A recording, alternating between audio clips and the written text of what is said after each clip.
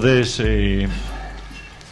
voy a intentar hablar en media hora, cosa que me resulta bastante complicado, ¿no?, sobre funciones ejecutivas, ¿no?, que parece que ahora bastantes modelos plantean que es el origen o la causa de los problemas de TDAH, ¿no? Cuestión que en principio ya merecería la pena, ¿no?, que nos planteáramos diferentes cuestiones, ¿no?, digamos preconceptuales, ¿no?, sobre esto. Por ejemplo, sería ¿qué os resulta más lógico plantear? Que los problemas de funciones ejecutivas producen, ¿no?, como consecuencia déficits en procesos atencionales, o que los procesos atencionales son una ¿no?, propiedad o un proceso cognitivo necesario pero no suficiente para que luego se den lugar los procesos ejecutivos. La segunda, ¿verdad? Yo también estoy de acuerdo con la segunda. Por lo tanto, que la causa de los problemas atencionales sean los problemas en funciones ejecutivas me resulta contraintuitivo. Desde un punto de vista, básicamente, ¿no?, de solo una cuestión bastante lógica, ¿no?, que es el desarrollo de los procesos cognitivos filogenéticamente y ontogénicamente en el ser humano, ¿no? Evolutivamente, ¿no?, pues es lógico que primero se asienten los procesos atencionales y que sin procesos atencionales no haya buenas funciones ejecutivas. Pero creo que no es al revés, ¿no?, porque las funciones ejecutivas, ¿no?, terminan sus procesos de maduración a los 23 años, cuando termina, ¿no?, la maduración del córtex prefrontal. Los procesos atencionales empiezan antes, ¿no?, y terminan su maduración mucho antes. ¿Cuándo empiezan los procesos atencionales? El primer día de vida, ¿no? Y realmente incluso en estímulos que nos parecen un tanto llamativos, ¿no? Por ejemplo, hay una cuestión muy curiosa. El primer día de vida, las 24 primeras horas de vida, los niños ya tienen preferencias atencionales. Por ejemplo, ¿no?, los niños varones, si les pones una cara robotizada, mecánica, y una cara humana, los niños varones se quedan fijan su atención mucho más en la cara robotizada, y las niñas en la cara humana. Por lo tanto, venimos de fábrica, por lo visto, con ciertas preferencias ya atencionales incluso, ¿no? Bien. Segunda cuestión que me parece importante. Creo que hay un desacuerdo, ¿no?, en lo que cada uno de nosotros entendemos por funciones ejecutivas, ¿no? No hay, digamos, un consenso conceptual. Y creo que cada uno entiende por funciones ejecutivas cosas diferentes. De tal manera que casi hemos llegado, ¿no?, a una especie de lógica que cae en lo que se llama en filosofía de la ciencia la petición de principio aristotélica. Que al fin y al cabo acabamos resolviendo este tema diciendo: este niño tiene problemas de funciones ejecutivas. ¿Por qué sabes que tiene un problema de funciones ejecutivas? Porque hace mal los test de funciones ejecutivas. ¿Y por qué hace mal los test de funciones ejecutivas? Porque tiene un problema de funciones ejecutivas. Y, bueno, podemos incluso, ¿no?, ampliar un poco más el círculo y ya, ¿no?, lo más complejo que podemos decir es: este niño tiene un problema de funciones ejecutivas. ¿Y por qué? Porque tiene una afectación de funciones ejecutivas, porque hace mal los test de funciones ejecutivas. ¿Y por qué hará mal los test de funciones ejecutivas? Pues porque tiene una afectación frontal. ¿Y por qué sabes que tiene un problema, una afectación frontal? Porque tiene un problema de funciones ejecutivas. ¿Y cómo sabes? Porque ha hecho mal los test. Y en el fondo, ¿no?, esto nos lleva a un argumento circular donde no encontramos salida. Entonces, nosotros, básicamente, me decís cuando me quede poco tiempo, básicamente, lo que yo me empecé a cuestionar era si podíamos llegar a un consenso, ¿no?, sobre qué eran las funciones ejecutivas, pero no lo que eran, sino cambiar, ¿no?, una visión, digamos, de definición de qué son las funciones ejecutivas por una visión científica de qué son las funciones ejecutivas. ¿Qué me refiero con una visión científica? Que creo que en ciencia no se pasa mucho tiempo en definir qué es una cosa, sino que básicamente, si os fijáis, ¿no?, se definen mucho mejor las cosas por las propiedades que tienen, ¿no? Por lo tanto, ¿no?, me gustaría que hicierais el siguiente ejercicio y vamos a ver si llegamos a un acuerdo de acercarnos mejor a un consenso en qué son las funciones ejecutivas. Quiero que os imaginéis a alguien que consideréis que tiene unas buenas funciones ejecutivas.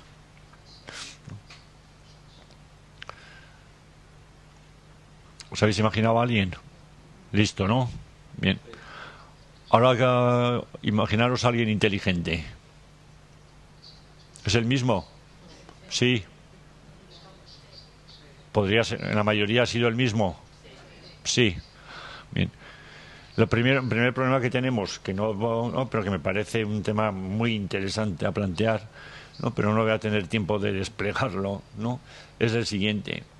¿Qué diferencia hay entre inteligencia y funciones ejecutivas? Os voy a decir una definición.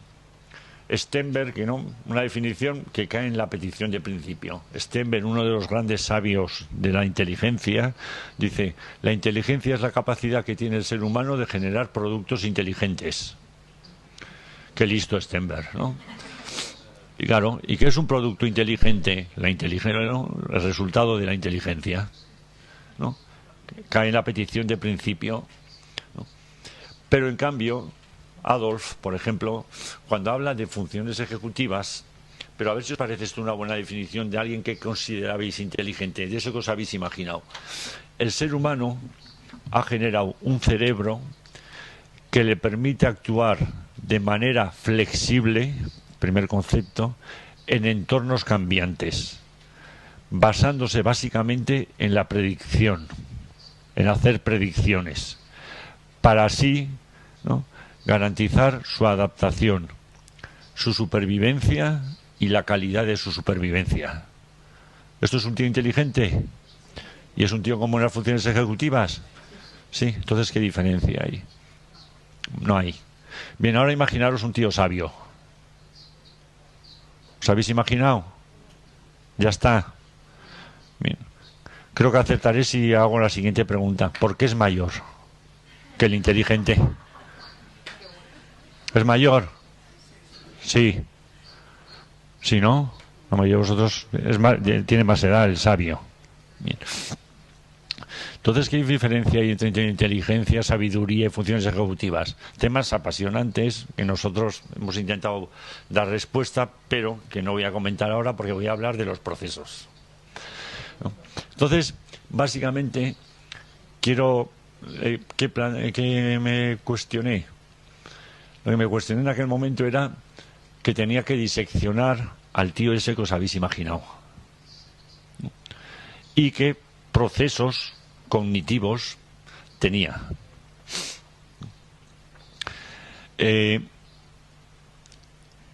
Para lo cual, ¿no?, tenía que seguir algún método, ¿no?, que me fuera fiable y que no introdujera, porque, ¿no?, en la neuropsicología, ¿no?, la neuropsicología tiene su propio discurso. Yo diría que tiene su propio lenguaje, ¿no creéis? Hablamos de apraxias, ¿no?, de amnesias, ¿no?, de síndrome disejecutivo, ¿no?, de teoría de la mente, de cognición social, ahora que está muy de moda, ¿no?, la afectación de la cognición social, es el nuevo invitado, ¿no? Hablamos de procesos atencionales, o sea, tenemos un discurso, ¿no? Y quería plantear procesos en un discurso neuropsicológico, ¿no?, que de alguna manera, ¿no?, no introdujera conceptos que son más vagos y más imprecisos, ¿no?, y que parten, digamos, de la psicología clásica, ¿no? Y que creo que en cuanto más imprecisos son, ¿no?, existe más nivel interpretativo en esos procesos, ¿no? Dice Wasberger una cuestión que a mí me encanta, dice que las grietas del conocimiento se rellenan con pasta de ideología, ¿no? Por lo tanto, yo quería crear, ¿no?, unos procesos en los que estemos de acuerdo, donde hubiese bastante conocimiento científico y hubiese poca ideología, ¿no? También dice otra cosa Maslow, que también es muy importante, ¿eh?, a la hora de, ¿no?, de intervenir, en este caso con los niños con TDAH y en general, ¿no? Y la implicación que tiene para la evaluación neuropsicológica, ¿no?, y para nuestros modelos, ¿no?, de cómo funcionan las cosas. Maslow decía, cuando tienes solo un martillo, tratas todas las cosas como si fueran clavos, ¿no? Por lo tanto, ¿no?, si queremos abordar bien cualquier patología, y en este caso el TDAH, cuantas más herramientas tengamos y más modelos tengamos, mejor. Porque hay una cuestión previa a la evaluación que yo voy a plantear, ¿no?, que, en mi opinión, una evaluación neuropsicológica, ¿no?, sin modelos, ¿no?, del que hace la exploración neuropsicológica, sin modelos previos, no solo de las funciones ejecutivas en particular, sino del funcionamiento del cerebro como un todo en general, ¿no?, los resultados de la evaluación sin modelos previos, ¿no?, tienden a ¿qué?, a caer o a moverse en direcciones espurias, ¿no? Por tanto, vamos con el tío, que ya me quedará nada de tiempo, ¿no? Vamos a ver. Primero, ¿creéis que ¿no?, que alguien que tiene un buen funcionamiento ejecutivo va a pasar esto? Me marea.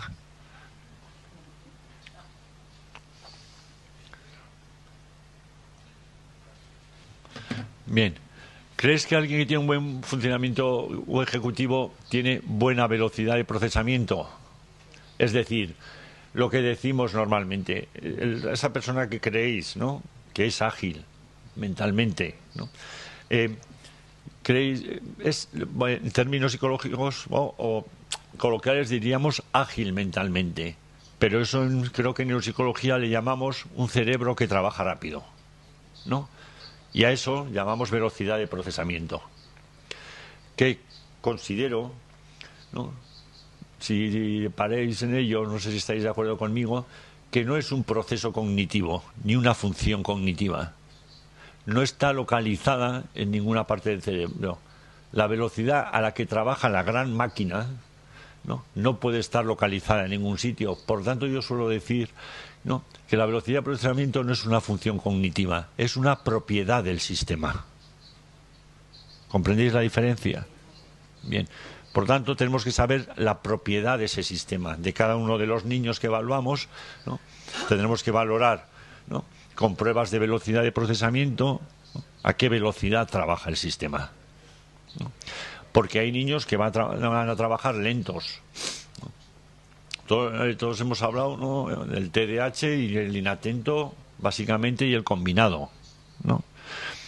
Pero no hay un grupo de niños con TDAH que sus padres dicen que están en la luna de Valencia, que durante la mañana están adormilados, que poco a poco se van despertando y empiezan a estar activos a partir de las 4 de la tarde y a las 12 de la noche no hay quien los acueste. Hay un grupo así, y que en cambio a las 5 o 6 de la tarde obtienen buenos rendimientos, pero a la mañana, ¿no?, su velocidad de procesamiento está muy afectada y son muy lentos. Y están en su mundo, ¿no? Pero no se mueven mucho estos, ¿no? Están ¿no?, así tirados en el pupitre o en casa y pensando, ¿no?, en sus cosas, ¿no? Creo que estamos cerca de un tercer subtipo de TDAH, el tempo cognitivo lento, y que empieza cada vez más a definirse sus características tanto cognitivas como comportamentales, incluso su estilo cognitivo, ¿no?, que es más internalizante que externalizante. Los TDAH tienen un estilo cognitivo externalizante, estos tienen un estilo cognitivo internalizante, y que esto tiene unas implicaciones para la intervención, en mi opinión, inmensa para cuando cojas un tempo cognitivo lento. Y es una afectación más noradrenérgica que dopaminérgica, ¿no?, de los sistemas noradrenérgicos, ¿no? ¿Por qué? Porque deben de activar a todos los sistemas corticales, ¿no? Pero es lento el sistema en la activación de la corteza. Segundo, ¿creéis que alguien, para tener un buen funcionamiento ejecutivo, ¿no?, evidentemente tiene que tener procesos atencionales de base, ¿no? Pero ¿creéis que es bueno que tenga capacidad de registrar, ¿no?, cuanto más número de unidades de información, mejor? Además de registrarlas, mantenerlas y manipularlas. Sí. Bien. Eso se llama memoria de trabajo, ¿no? Entonces la memoria de trabajo es la capacidad de registrar, mantener y manipular información. Lo que nos muestra la memoria de trabajo, entre otras cosas, es que nosotros cuando registramos, ¿no?, unidades de información, por ejemplo, ¿no?, y sabemos que la memoria de trabajo, según Baddeley, tiene 3 sistemas esclavos. Cuando la escribió, en el 74 tenía 2, pero en el 2000 se lo dijo a Iva, después de 26 años se había olvidado uno, ¿no?, el buffer episódico, ¿no? Pero hasta entonces era el bucle fonológico y la agenda visoespacial. Si ese bucle fonológico básicamente se mide, ¿no?, con dígitos directos, ¿no? El sujeto le dices unos números y a ver cuántos le caben, ¿no?, para repetir. Sabemos que, ¿no?, la media es 7 más menos 2, ¿no? Eso es la capacidad, ¿no?, de registrar del bucle fonológico en la memoria de trabajo. De tal manera que hay, ¿no?, si yo os digo, a ver, 1, 3, 8, decirlo. Bien. ¿Con qué parte del cerebro habláis? ¿Con el área de Broca o con el córtex prefrontal dorsolateral? ¿Con qué área habláis? Habláis con Broca, ¿no? Con el área de Broca. Si yo os digo ahora, ¿no?, 1, 3, 7, 8, 2. Venga. Todavía estáis utilizando Broca. Pero ahora digo 1, 3, 7, 8, 5, 2, 9. Bien, ahora ya, ¿no?, os he saturado a Broca. Y, ¿no?, ¿qué ha pasado? Os ha activado el córtex prefrontal dorsolateral. Ahora ha empezado a actuar. Cuando hay un más número de unidades, ¿no?, el córtex prefrontal dorsolateral pasa a echar una mano al área de Broca y ahí es donde empezamos a ver, ¿no?, cuando empiezan a funcionar, ¿no?, la memoria de trabajo. Y ahora os digo, ¿no?, decir los números al revés, por ejemplo, ¿no?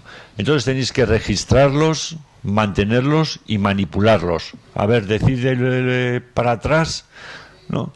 1, 3, 7, 2, 9.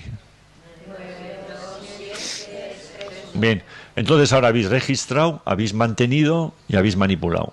¿Qué es lo interesante de esto? Que habéis registrado con el córtex prefrontal dorsolateral. ¿De acuerdo? Bien. Para mantenerlos, los habéis llevado un poco más abajo, al córtex prefrontal ventrolateral, un poquito más abajo el dorsolateral. Y habéis dejado el córtex dorsolateral libre para que suban, ¿no?, y los manipuléis. Esto quiere decir una cuestión muy importante, que el córtex prefrontal es lo que yo suelo decir una especie de navaja suiza multiusos.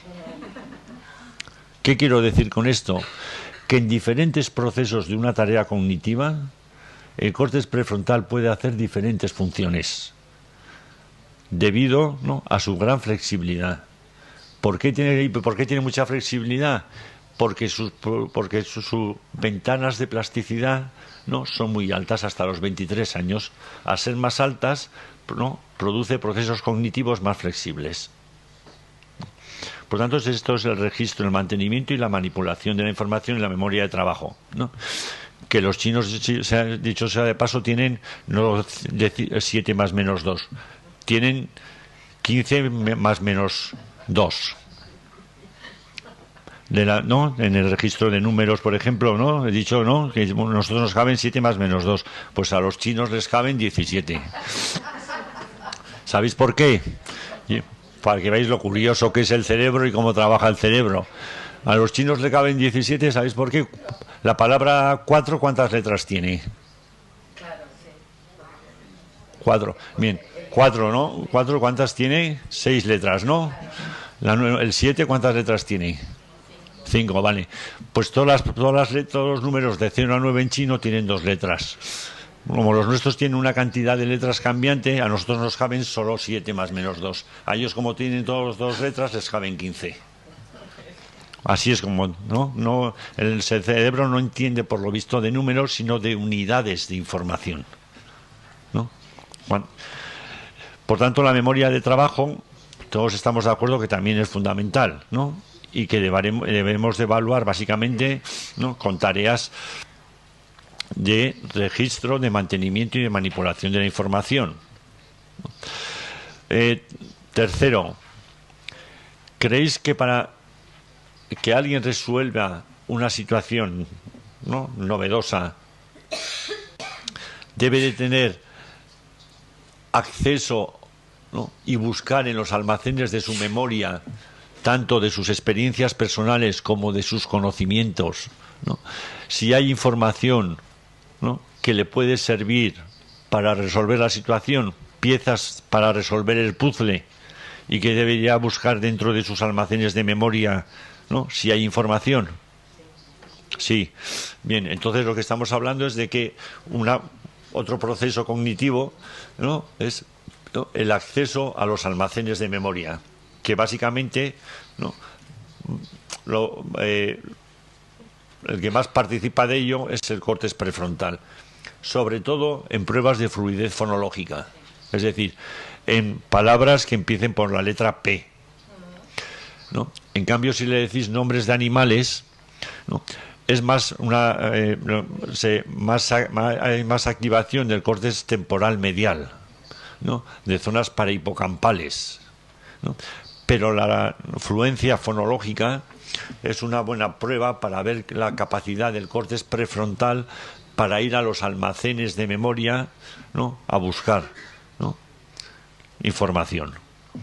Con lo cual, eso también deberíamos evaluar, ¿no?, porque puede que alguien tenga un problema algún niño tenga un problema de acceso a los almacenes de memoria. Todo esto tiene unas implicaciones de la evaluación, como comprenderéis, para la intervención, y no meter luego en la intervención, ¿no?, de rehabilitación cognitiva a todos los TDAH como si todos fueran iguales, ¿no? Sacar en Google, ¿no?, ejercicios de atención, imprimirlos y darlos todos revueltos a los pacientes. Cosa que hacen a muchos, muchos neuropsicólogos lo hacen, y psicólogos, ¿no? Imprimir y dárselo de una manera caótica, sin tener modelos, ¿no?, de niveles de complejidad de la atención, ni de procesos implicados en las funciones ejecutivas. Bueno, de hecho, además, voy a decir una cosa, porque luego, si queréis, me preguntéis. No creo en la atención dividida, ¿de acuerdo? No creo que la atención se pueda dividir. Si no queréis, luego os explico por qué, pero como se suele decir, ¿no?, atención sostenida, atención selectiva, atención alternante, atención dividida. No creo en la atención dividida. No creo que la atención se pueda dividir, porque la atención dividida es prestar conscientemente atención a dos estímulos simultáneamente. Fijaros en vosotros mismos a ver si lo podéis hacer. Y ya veréis que no. Si vosotros no lo podéis hacer, ¿cómo va a hacer un niño? Eso no lo podemos hacer. Luego podría explicar por qué creo más que no lo podemos hacer, pero vale. Otra cuestión. ¿Creéis que es bueno que un cerebro de un niño, ¿no?, con buen funcionamiento ejecutivo pueda trabajar, ¿no?, simultáneamente, aunque sería posiblemente alternando a mucha velocidad, con dos sistemas, con dos regiones del cerebro simultáneamente que trabajan con diferentes tipos de información? ¿Eso no sería bueno? Trabajar simultáneamente, ¿no?, con información que proceda, ¿no?, de dos fuentes, de dos tipos de procesamiento de información. Por ejemplo, que el cerebro pueda trabajar a la vez con conceptos verbales y con conceptos visuales. Sí, eso estaría bien, ¿no? Baddeley plantea que eso está muy bien. Incluso, ¿no?, los paradigmas de ejecución dual, ¿no? Bueno, aquí os iba a plantear una cuestión, ¿no? Que no creo que la memoria de trabajo sea un sistema de memoria. También me iba a cargar eso, pero bueno. ¿No? ¿Por qué? Porque el propio Baddeley dice, ¿no?, que es un sistema que dura 30 segundos, ¿no?, y que en él registras, mantienes y manipulas información 30 segundos y luego se va, ¿no?, y viene nueva información, ¿no? ¿Creéis que eso es un sistema de memoria? Si no, guarda información. Los sistemas de memoria deben almacenar información por su propia definición. Por lo tanto, en nuestra opinión, ¿no?, hemos propuesto que, bueno, pero de manera ilustrativa, no porque queremos que nadie le bautice con otro nombre, porque es imposible, siempre se llamará la memoria de trabajo, pero creemos que es más ilustrativo el término, ¿no?, sistema atencional operativo. Es decir, un sistema atencional que opera, que trabaja registrando, manteniendo y manipulando, pero es atencional, porque cada 30 segundos como mucho se sustituye la información y la que estaba se va, no se queda ahí, por tanto no almacena información. Esto es un paradigma de ejecución dual que curiosamente no se pasa, ¿no?, a los niños para la evaluación, y que es uno de los mejores predictores de si van a tener problemas de funciones ejecutivas en el futuro, esta prueba.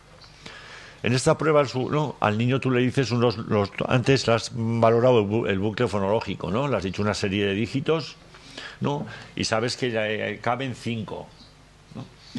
Y ahora, después de 2, tiene que, siguiendo este circuito que veis aquí, que veis ahí a la izquierda, ¿no?, tiene que ir pintando aspas en los cuadraditos siguiendo el circuito, ¿no?, durante 2 minutos, y luego le tenéis que decir, ahora, durante 2 minutos, mientras vas repitiendo números, ¿no?, en el orden que yo te digo, en función de la amplitud que tenía del bucle, ¿no?, vas a ir a la vez poniendo aspas, ¿no?, siguiendo el circuito. Y veréis cómo hay niños que os dicen, no, o yo pongo aspas o digo números, pero las dos no. Entonces tiene un problema de ejecución dual, ¿no? Y la ejecución dual, ¿no?, lo que en el fondo nos plantea, ¿no?, es si el cerebro puede trabajar, ¿no?, de manera sincronizada en redes neurales que trabajan con diferente tipo de información. ¿Y no se os antoja esto como muy importante para tener un buen funcionamiento ejecutivo? Que el cerebro trabaje en redes neurales con diferentes regiones de dominio específico, que cada zona procesa un tipo de información y que sea capaz de sincronizarlas. ¿Será un cerebro más eficaz o qué? Aunque curiosamente, ¿no?, hay algo contraintuitivo. Si a un niño, o a una persona adulta, pero a un niño le ponéis un test neuropsicológico, una prueba, ¿no?, y veis, ¿no?, le hacéis una resonancia magnética funcional y hay mucha activación neuronal, y a otro le ponéis la misma tarea y hay poca activación neuronal, ¿quién lo ha hecho bien? El que tiene poca activación neuronal. ¿Por qué? Porque sabe hacerlo, ¿no? Entonces no tiene que reclutar diferentes regiones cerebrales. El otro está, venga a llamar a todos, oye, échame una mano que no sé. Pues yo te puedo ayudar, pero vamos a llamarle a este porque yo tampoco con lo que sé te puedo resolver esto, ¿no? Entonces vemos mucha activación cerebral, ¿no? Bueno, la inhibición, todos estamos de acuerdo también, supongo, ¿no?, que es un concepto fundamental, ¿no?, en los procesos que estamos señalando, ¿no? Por lo tanto, me seguís. Creo que es fundamental la velocidad de procesamiento y tenemos pruebas de velocidad de procesamiento. Creo que es fundamental la memoria de trabajo y tenemos pruebas de memoria de trabajo, ¿no?, para el bucle, para la agenda y para el sistema ejecutivo central. Tenemos, ¿no? Debemos valorar el acceso a los almacenes de información, ¿no? Del córtex prefrontal, cómo es capaz de buscar, ¿no? Si tenemos experiencias o conocimientos que nos ayuden a resolver la situación. Debemos saber trabajar con sistemas, ¿no? Sincronizados de diferentes regiones cerebrales, ¿no? Que trabajan con diferente tipo de información, y tenemos prueba para ello. Y la inhibición, que básicamente, ¿no? Creo que la consecuencia de no tener procesos de inhibición es lo que él ha dicho, la impulsividad, ¿no? La impulsividad básicamente, ¿qué tiene que ver con procesos de inhibición? La atención selectiva, puesto en términos atencionales, tal vez la atención selectiva no sea atención sostenida más control de las interferencias. Sí, ¿verdad? Bien. Y entonces, para controlar las interferencias, ¿qué se necesitan? Procesos de inhibición. Bien. La mayoría de los niños con TDAH que conocéis, ¿qué son más impulsivos? Motóricamente, o llamamos cuando son impulsivos, o hiperactivos, como su propio nombre indica, hiperactivos. ¿Qué son más? Entonces, ¿tienen problemas más de inhibición verbal o de inhibición motora? Pero en principio, las primeras fases, motora, lo más chocante es motora, ¿no? La más llamativa es motora, ¿no? Porque produce más disrupción y todo. ¿Qué pruebas pasamos para valorar los procesos de inhibición? El go-no-go sería ¿no? Entonces tenemos una división, ¿no? El paradigma Stroop, ¿no? Que valoraría inhibición verbal y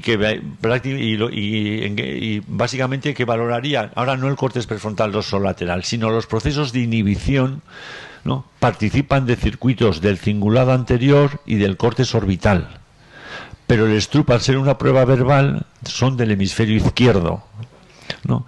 Mientras los paradigmas go-no-go, ¿no? Que son ir-no ir, que son de inhibición motora, ¿no? Son, ¿no? Y lo que implican es activación del cingulado anterior y del orbital derecho.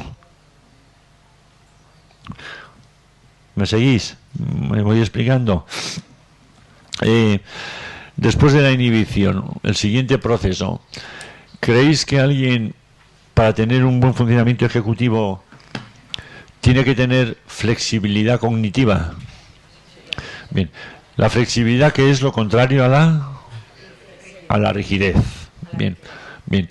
Cuando creo que hablamos de flexibilidad cognitiva, ¿no? Puede ser un nombre pedante, pero creo que en el fondo lo que estamos diciendo, que cuando alguien es flexible cognitivamente, lo que estamos diciendo es que el niño, ¿no? Cuando le estemos, ¿no? Rehabilitando, mejorando o interviniendo en funciones ejecutivas, tiene que hacer una cuestión cuando llega al nivel de la flexibilidad cognitiva, que es lo siguiente: generar varias hipótesis para solucionar un problema. Cuantas más hipótesis generes, más flexible eres. ¿O acaso no conocéis a gente obsesiva con rasgos obsesivos? ¡Jo, que sí! Que seguro lo habéis dicho. ¿No veis qué rígidos son? ¿No? Solo para ellos hay una manera de solucionar las cosas, y además esa es la buena, ¿no? Bueno, los obsesivos y los narcisistas, que también conocéis unos cuantos, ¿no? ¿No? Son rígidos cognitivamente. La flexibilidad es la capacidad de un sistema de alta complejidad como es el cerebro de generar diferentes hipótesis para solucionar un problema, ¿no? Dennett dice que somos criaturas popperianas, en honor al filósofo Karl Popper. ¿Por qué? Porque somos capaces de generar diferentes soluciones dentro de nuestra propia cabeza antes de ponerlas en marcha, ¿no? Entonces, una vez que habéis generado flexiblemente, por ejemplo, digamos, ¿no? Si habéis conseguido la flexibilidad cognitiva, habéis generado 6 posibles hipótesis, ¿no? Porque sois flexibles. Ahora, sería bueno que pongáis en marcha cada una de esas hipótesis a prueba o alto. Tal vez esto sea el concepto de autorregulación, ¿no? En términos neuropsicológicos. ¿Acaso ¿no sería bueno que antes de poner en marcha cada una de las 6 hipótesis, saber cuál funciona, que hagáis ensayos mentales dentro de vuestra propia cabeza con cada una de las hipótesis para ver a qué consecuencia os llevaría cada una de ellas? Sí. Bien. Eso no se puede llamar autorregulación, monitorización, pero en términos neuropsicológicos eso es planificación. La planificación es hacer ensayos mentales dentro de tu propia cabeza antes de ponerlos en marcha. ¿No? ¿Cuántos llevó? 7 procesos. ¿Alguien ha apuntado? Son 7. Un minuto. Bien, el último. No.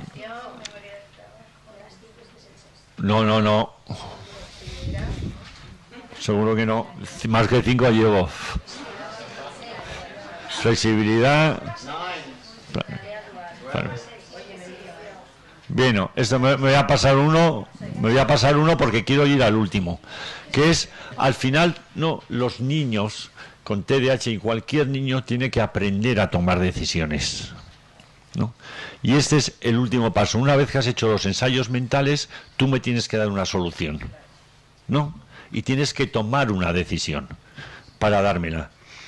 Y claro, aquí, ¿no?, la cuestión se torna más interesante, porque todos los procesos que os he dicho hasta ahora los podéis hacer con sistemas racionales puros, con la razón, con procesos cognitivos fríos, digamos. ¿Sí, no? Bien.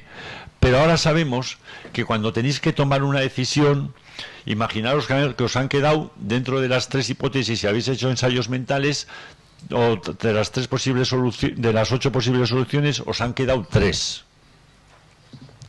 ¿no? Por ejemplo, ¿qué coche os vais a comprar?, ¿no? Y utilizáis varios criterios objetivos, ¿no? Y al final todos cumplen los criterios objetivos, vais quitando con los criterios objetivos, pero os quedan 3 modelos de coche. Ya no sabéis por cuál de los 3 decidiros. Os voy a poner ejemplo con vosotros porque lo vais a ver muy claro. Entonces, ¿no?, ¿qué hacéis? Los 3 modelos los lleváis de la zona del córtex prefrontal dorsolateral, se desplazan aquí, encima de la órbita del ojo, a la zona orbital. ¿Por qué? Porque en el córtex prefrontal dorsolateral no llegan los sistemas emocionales, las vías de los sistemas emocionales. Entonces, al llevarlos encima de la órbita del ojo, ahí sí llegan los sistemas emocionales. Entonces, ¿qué va a pasar? Que cada uno de los 3 coches se va a unir a una emoción. ¿Qué coche vais a elegir? El que tiene una emoción un poco más saliente que los otros 2. Entonces, al final, en última instancia, tomáis la decisión por intuición. De hecho, una vez que habéis tomado la decisión así, os viene alguien y dice, pero ya has pensado de los 3 coches este otro, y dices, calla, déjame en paz. Con lo que me ha costado tomar la decisión y ahora me vas a marear. Es porque ahora ya no podéis razonar porque habéis tomado una decisión entre esos 3, porque la habéis tomado por intuición. Por lo tanto, debemos también educar en la psicología y en la neuropsicología a los niños de la intuición, ¿no? Porque la intuición es la integración. Yo he definido la intuición como la chispa que salta entre el roce de una posibilidad y una emoción. ¿O acaso cuando decís que no tenéis una intuición es que una opción os hace una cosquilla en el estómago diferente a las demás? ¿Por qué? Porque las emociones, no habéis sentido nunca una emoción en el cerebro. Nunca. Las emociones se sienten en el escenario del cuerpo. ¿De acuerdo?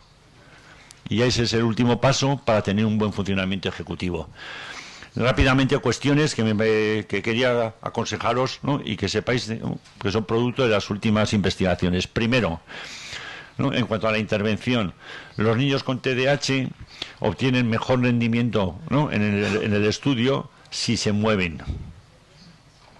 No corporalmente, no por toda la habitación, sino tienen que moverse o en la silla, la cabeza, las piernas y tal, ¿no? Entonces, cuando se están moviendo con la pierna o los brazos, los padres les dicen intuitivamente, o los profesores, para quieto con el pie. No, es una conducta compensatoria que le mejora hasta un 20% su rendimiento cognitivo. Por tanto, han de moverse, mover la silla, ¿no?, todo lo que, cualquier movimiento que implique dentro del campo de estudio, si se mueven, mejor rendimiento. Segundo, voy a hacerlo muy rápido, si hay mejor olor en la habitación, mejora el aprendizaje. Somos bichos que no hemos cambiado su cerebro hace 50.000 años. Y hace 50.000 años solía a selva, no a sudor de críos. Con lo cual se ha visto que si pones ambientadores con olor a naranja o a frutos naturales, el rendimiento académico de todos los niños y los del TDAH también mejora hasta un 20%. Con lo cual ya tenemos a niños moviéndose en clase, ¿no? Y con ambientadores. Tercero, ¿no? Si queréis que los niños aprendan, ¿no? Y disparen su rendimiento, y los TDAH también, lo primero que deben de hacer es actividad física, antes que el trabajo cognitivo. Se hizo un estudio en Estados Unidos muy rápido, ¿no? Donde se vio que en muchos colegios que había unos niños, un grupo de niños que rendían a partir de la 1 bien, y otros que rendían a partir de las 9 de la mañana bien, y otros a partir de la 1 del mediodía. Empezaron a estudiar, ya sabéis, los americanos, ¿no? Pues la luz que entraba en la habitación, el profesor, lo que habían desayunado, qué tal habían dormido en la víspera. ¿Cuál fue el mejor predictor de quienes rendían a partir de las 9 de la mañana bien versus los que rendían a la 1? Los que sus padres les habían llevado en coche versus los que habían ido andando unos 3 kilómetros a clase. Los que habían ido andando 3 kilómetros aprendían desde las 9. Los que habían ido en coche aprendían desde la 1. Claro, el padre les levanta dormido, les mete el desayuno dormido, los tira al coche dormido y los echa en el colegio dormido y se va. Pues para cuando espabila a las 12, joder. Pero curiosamente nuestra educación está diseñada al revés. Física y matemáticas a primera hora y gimnasia a la tarde, ¿no? Por tanto, todo esto hemos de cambiar. Y otro consejo más. Los niños cuando se ponen música con TDAH, ¿no? Es para mejorar ellos el control de las interferencias ambientales. Con lo cual, ¿no? Si queréis que un niño con TDAH mejore otro casi 20% más su rendimiento, aconsejarle no solo que se ponga en el ambiente, mejor dentro del oído, con auriculares y música familiar. Le reduce el ruido neuronal, ¿no? Y permite concentrarse más. Esto se llama el efecto de la resonancia estocástica, que está absolutamente contrastado. Con lo cual ya sabéis ahora, los niños moviéndose con auriculares, con ambientador, ¿no? Y haciendo gimnasia antes de trabajar. ¿De acuerdo? Este es el futuro.